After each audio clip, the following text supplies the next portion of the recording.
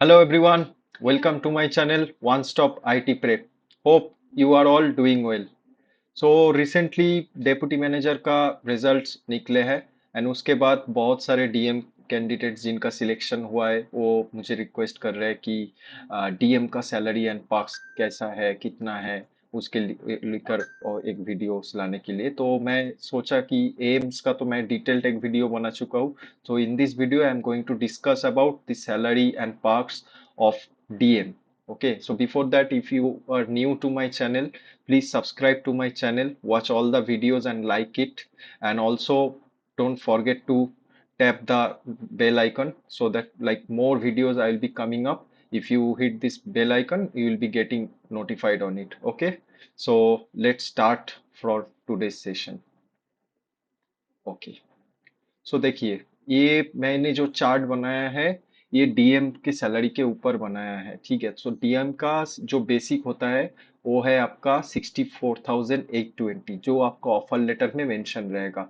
ये कैल total salary कितना क्या अलाउंस ये सब कुछ ऑफर लेटर में नहीं रहता है. गवर्नमेंट के केस में सिर्फ आपका बेसिक मेंशन रहता है. अभी जो डीए परसेंटेज चल रहा है वो है 21.2%. ठीक है, तो बेसिक के ऊपर डीए लागू होता है. ठीक है, सीसीए मतलब सिटी कंपेंसेटरी अलाउंस, मुंबई के लिए ये 2300 अमाउंट मिलता है. फिर आता है आपका लर्निंग अलाउंस, ये 850 होता है. फिर आता है स्पेशल अलाउंस, ये डीएम के लिए 28.3% ऑफ और बेसिक है. एएम के लिए था 26.3% of your basic, but DM के लिए ये 28.3% ऑफ योर बेसिक होता है. और learning allowance and special allowance इसके ऊपर भी आपका डीए लागू होता है. तो मैंने डीए को अलग करके जस्ट कैलकुलेट किया है सोचने के लिए. जो आपको जो सैलरी स्लिप मिलेगा उसमें डीए, एक ही डीए में सब कुछ एडेड रहेगा. और एचआरए मिलता है आपका 10% ऑफ योर बेसिक. तो अगर आप इस सब सारी चीज को ग्रॉस करोगे तो 1,10,000 आपको ग्रॉस आता है. अब आते हैं डिडक्शंस पे. तो क्या क्या डिडक्शंस होते हैं? First deduction is PF, which is 10% of your basic. SBI is the only government organization where only this PF things happen. In any other organization, only NPS deduction is there for government. But SBI में आपका PF and NPS दोनों ही cut होता है. तो इसलिए in hand थोड़ा कम हो जाता है, बट आपका फ्यूचर के लिए सेविंग्स ज्यादा होता है. तो पीएफ होता है आपका 10% ऑफ योर बेसिक. एनपीएस होता है एम्प्लॉय के तरफ से 10% of your basic plus DA. तो बेसिक प्लस डीए जो होता है उसके ऊपर 10%. फिर आता है एचआरए रिकवरी, ये मैं बाद में आता हूँ. फिर आता है प्रोफेशनल टैक्स 200. फिर आता है आपका इनकम टैक्स. अब देखिए, इनकम टैक्स एक एक आदमी का जैसा डिक्लेरेशन होगा उस हिसाब से वेरी करेगा, तो ये आप फिक्स नहीं बोल सकते हो. जस्ट एक एवरेज मैंने लिया हूँ as per the new tax regime में which will going to happen for this site. जो ग्रॉस है उसी के ऊपर मैंने थोड़ा बहुत कैलकुलेट किए हैं. तो ये एग्जैक्टली सेम किसी का नहीं रहेगा, थोड़ा कम ज्यादा होगा ये. ठीक है, और ऐसा कि मैं क्या किया हूँ, टोटल इनकम टैक्स मेरे हिसाब से जो आ रहे हैं उसको स्ट्रेट 12 से डिवाइड कर दे रहा हूँ.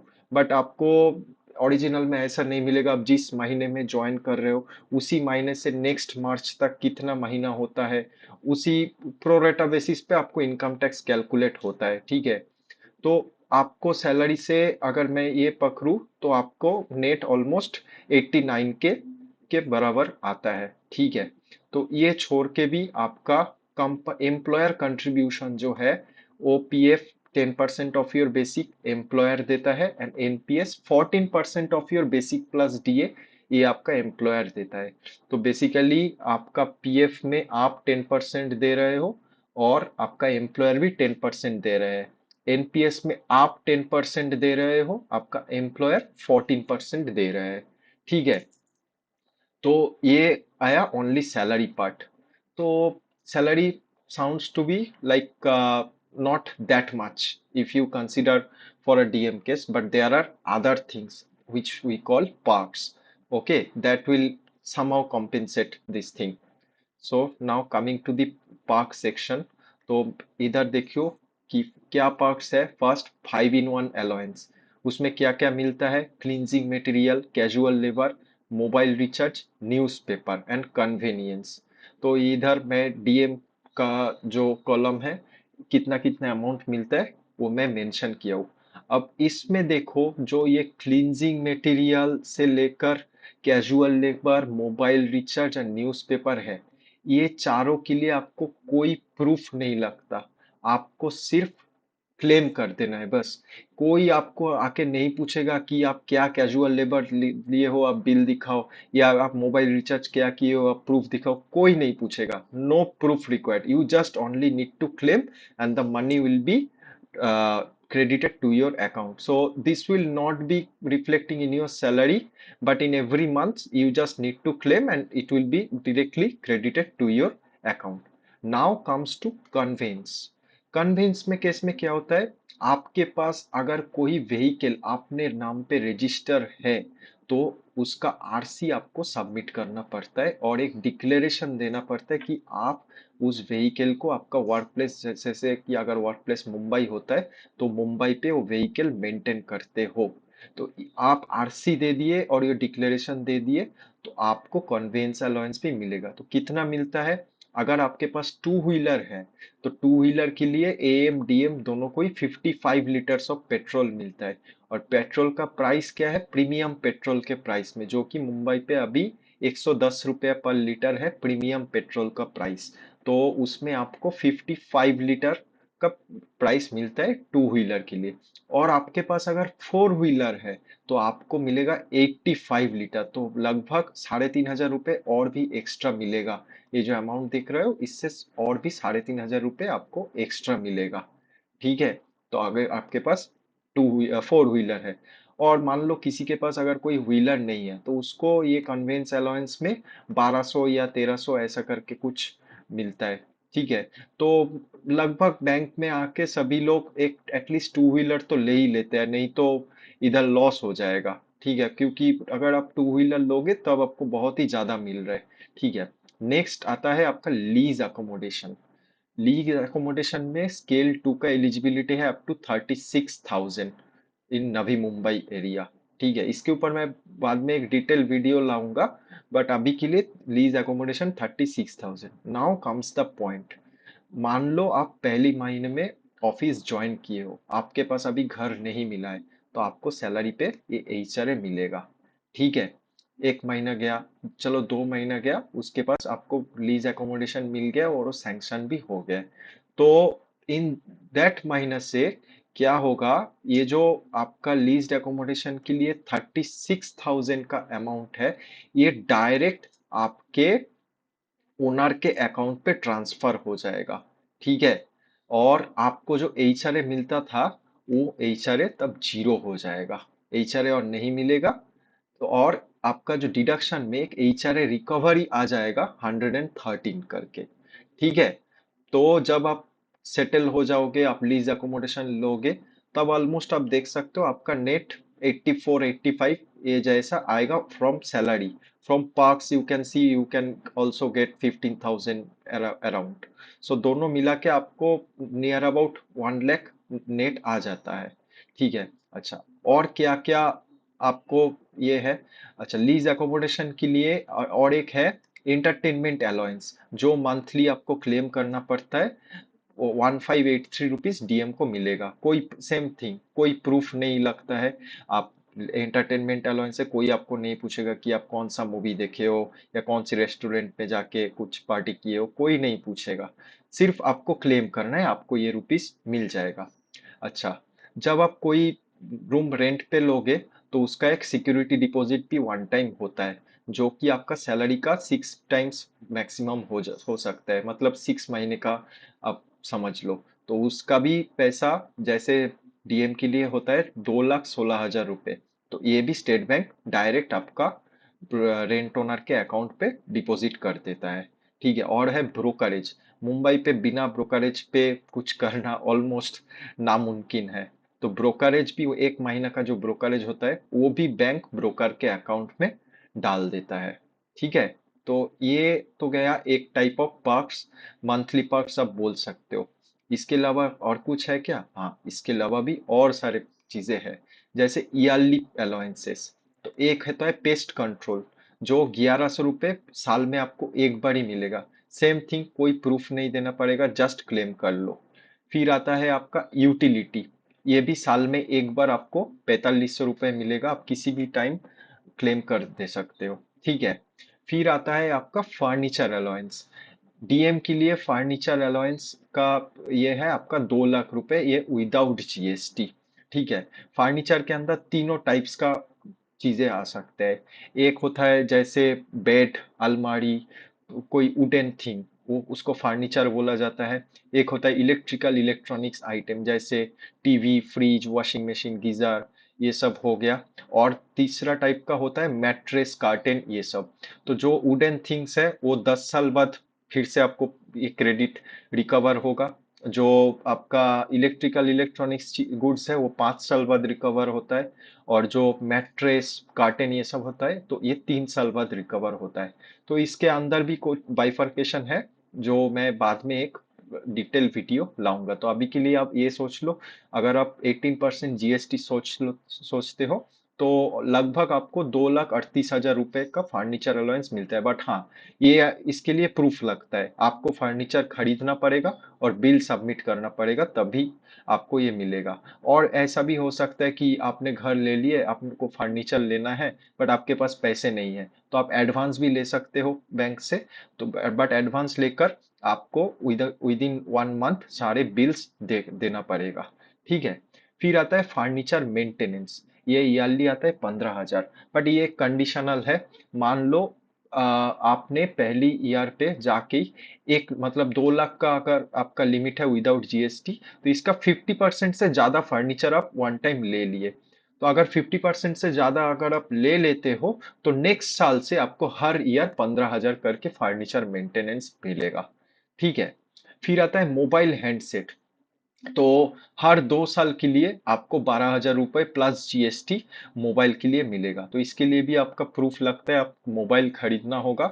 मोबाइल खरीद के वो बिल सबमिट कर दोगे तो आपको ये पैसा तुरंत आ जाएगा। जीएसटी का पैसा भी आएगा, मतलब इसके ऊपर अगर आप जीएसटी जोड़ोगे तो ये लगभग 14,500 के आसपास आता है। फिर आता है स्पेक्टाकल अलाउंस। ये हर 3 साल के लिए 6,000 रुपये करके मिलता है। इसके लिए भी डॉक्टर सर्टिफिकेट एंड बिल लगता है। फिर आता है आपका ब्रीफ केस अलाउंस। ये हर 3 साल के लिए 5,000 रुपये आपको मिलता है।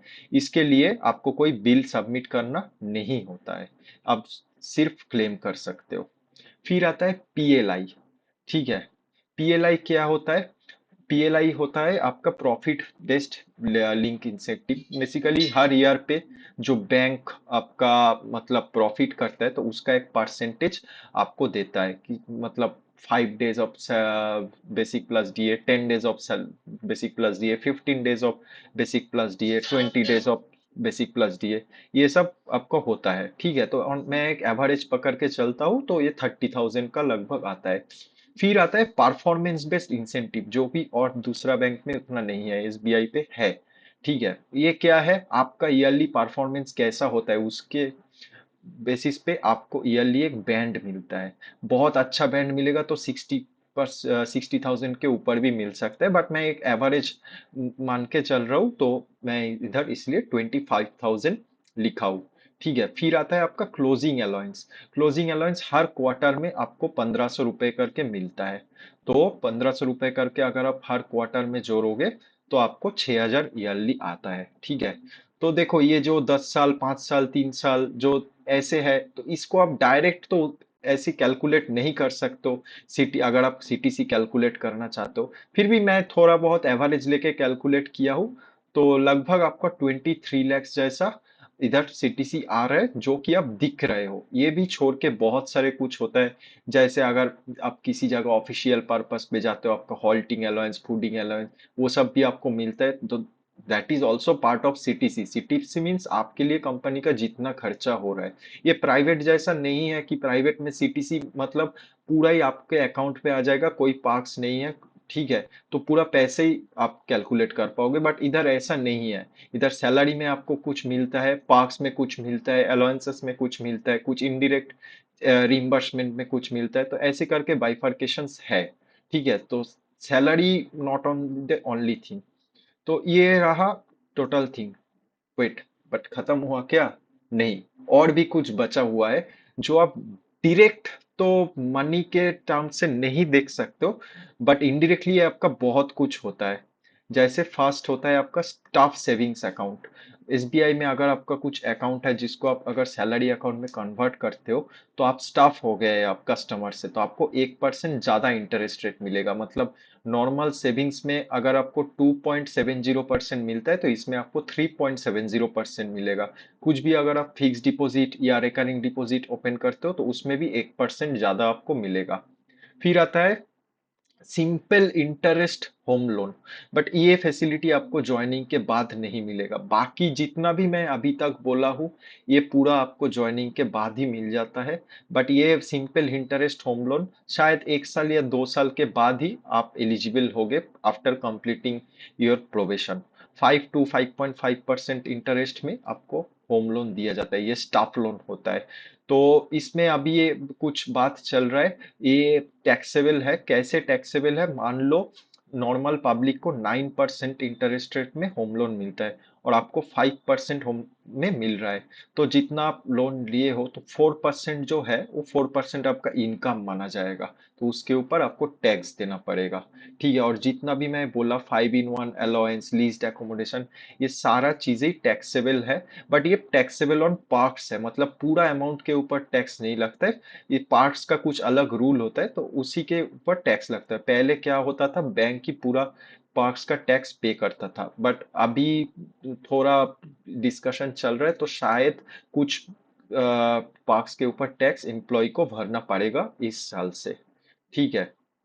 फिर आता है आपका एलएफसी एचएफसी मोनेटाइजेशन। बेसिकली क्या होता है, ये एलटीसी जो होता है गवर्नमेंट का, तो वही रूल है, 4 साल में एक बार या 2 साल में एक बार। मैं 4 साल के हिसाब से बोलता हूँ, 2 साल को आप डिवाइड कर लेना बाई 2। आप किसी भी जगह में घूम सकते हो। तो एएम के लिए ये था 10 to 15,000 पर पर्सन, बट डीएम के लिए एक है 1,35,000 पर पर्सन। ठीक है। और max 6 dependent can allow.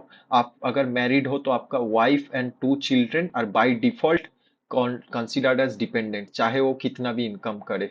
But आपका अगर फादर मदर या father in law mother in law में चाहे किसी दोनों को ऐड करना चाहोगे, तो उसका डिपेंडेंट का कुछ रूल रहता है। जैसे मंथली इनकम 18,000 से ज्यादा होना नहीं चाहिए, इंक्लूडिंग ऑल सोर्सेस। अगर ये मीट करता है, तभी वो डिपेंडेंट में माना जाएगा। ठीक है। फिर आता है आपका अनलिमिटेड मेडिकल इंश्योरेंस। मतलब ये सबसे बड़ा बेनिफिट है एसबीआई का। आपको कुछ हुआ, थोड़ा बहुत बुखार आया, कुछ हुआ, आप डॉक्टर के पास गए, डॉक्टर आपको दवाई दिया, डॉक्टर को विजिट दिया, सारे बिल्स दे दो, सारा पैसा रिम्बर्स हो जाता है। ठीक है। आप हॉस्पिटल में एडमिट हुए, ठीक है, अ, तो हॉस्पिटल का जितना भी खर्चा होता है, ऑलमोस्ट 95% आपको मिल जाता है रिइम्बर्समेंट में, after giving all the bills. किसी किसी केस में अगर प्लान्ड हॉस्पिटलाइजेशन होता है, तो आपको कैशलेस फैसिलिटी भी मिलता है। सडनली केस में भी कुछ टाई अप हॉस्पिटल होता है, उधर जाओ, तो थोड़ा बहुत बातचीत करके वो भी कैशलेस हो जाता है। तो मेडिकल के लिए तो एक नंबर है एसबीआई। ये जितना मेडिकल आपको देता है, कोई कंपनी इतना नहीं दे पाएगा। ठीक है। तो ये मेडिकल के लिए बहुत है। और कुछ है सब्सिडाइज्ड मील, जैसे कि इधर का कैंटीन है, आपको 20 रुपए पे जो कूपन मिलता है, 20 रुपए का कूपन में आपको मील मिलेगा आपका लंच के लिए, वेज नॉन वेज कुछ भी ले लो। ठीक है। तो ये है आपका ओवरऑल एक थिंग, जो कि आपको सैलरी पार्क्स बेनिफिट्स सारे मिलते हैं। Now I am coming to कि इंक्रीज कैसे होता है पैसा। ठीक है। ये तो आप ज्वाइन कर लिए, बट इंक्रीज कैसे होगा? तो इंक्रीज दो पार्ट पे होता है। एक है डीए, जो कि हर 3 महीने में चेंज होते रहता है। ठीक है। और एक है बेसिक, जो हर ईयर में बेसिक के ऊपर आपका इंक्रीमेंट होता है। आप देख सकते हो कि मैक्सिमम चीज ये बेसिक और डीए के ऊपर ही है। तो बेसिक, ये दोनों ही चेंज होता है। तो एवरेज मैंने जो देखा हूँ पिछले साल से इस साल में, एवरेज ईयरली डीए बढ़ता है 6%। तो मैं अगर मान लो, अगर आप आज आज के डेट में इससे ज्वाइन करते हो, तो 1 साल बाद आपको सैलरी कैसा रहेगा, तो वो आपको मैं दिखा देता हूँ। तो एवरेज 6% अगर होता है, तो मैं मान के चलता हूँ ये 272 आपको डीए में जाएगा। और बेसिक इसके ऊपर आपका 2620 करके एक अमाउंट फर्स्ट इंक्रीमेंट लगता है। ठीक है। तो आपको देख रहे हो 1 साल बाद आपका सैलरी इतना हो रहा है, ऑलमोस्ट 7 to 8 thousand रुपये आपका ग्रॉस में जोड़ते हैं। ठीक है। तो ऐसे होता है आपका इंक्रीमेंट। ठीक है, ईयरली इंक्रीमेंट। अच्छा, जेआईबी एंड सीआईबी दोनों सर्टिफिकेशंस होते हैं। वो अगर आप कर लेते हो, अगर आप जेआईबी क्लियर कर लेते हो, तो आपको बाकी दूसरे से आपके स्केल से आपको और एक इंक्रीमेंट एक्स्ट्रा मिलेगा। ठीक है, अगर आप सीआईबी कर लेते हो तो और 2 इंक्रीमेंट एक्स्ट्रा, मतलब जेआईबी एंड सीआईबी दोनों अगर कोई क्लियर कर जाए तो वो अपने काउंटर पार्ट से 3 इंक्रीमेंट एक्स्ट्रा मिलेगा, मतलब 3 साल आगे चला गया वो। अगर ऐसा सोचो तो मतलब सैलरी में ऑलमोस्ट 9 to 10 के का एक्स्ट्रा मिलेगा उसे। ठीक है। अच्छा, प्रमोशन। प्रमोशन देखिए, किसी भी बैंड में आपको एटलीस्ट 4 साल काम करना पड़ेगा, उसके बाद ही आप प्रमोशन के लिए एलिजिबल होगे। ठीक है। तो 4 साल के बाद आपको कुछ एग्जाम देना पड़ता है, और इस 4 साल में आपका परफॉर्मेंस कैसा रहा, ये जो आपको हर ईयर जो बैंड मिलता है वो भी देख मतलब देखते हैं। तो ये दोनों मिला के एक स्कोर होता है, उस स्कोर के बेसिस पे प्रमोशन का मेरिट लिस्ट बनता है, तो उस बेसिस पे प्रमोशन होता है। ठीक है। तो ये रहा overall things. I hope it clear maximum लोगों का डाउट। ठीक है। किसी किसी के लिए, जो लोग ऑलरेडी अभी उसको ज्यादा सैलरी मिल रहा है, तो उन लोगों के लिए हो सकता है कि ये कुछ नहीं है, और किसी किसी ऐसा भी है जिनको इतना नहीं मिल रहा है, तो उन लोगों के लिए बहुत कुछ है। तो it all depends on your perspective. तो जो है, जो रियलिटी में है वही मैं आपको दिखा दिया। Okay, I hope it will clear lot of your doubts. Okay, I'll be coming with much more important videos of your SBI SO, so please stay tuned to my channel and keep following. Thank you.